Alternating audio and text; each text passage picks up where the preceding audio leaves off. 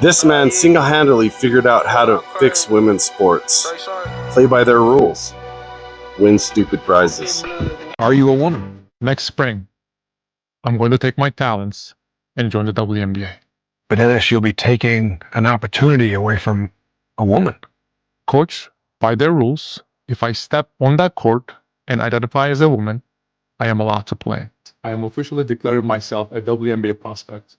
If simply declaring who you are is all that's required, then I meet every single requirement necessary to compete in the WNBA. What Enes Kanter did, although he had every right to do it, and although it's clearly to bring attention to the unfairness, somebody who is transgender and can wake up and say, I'm a female and I want to participate in the NBA, according to the letter of the language of the law, you can actually get away with it. And that needs to be clarified.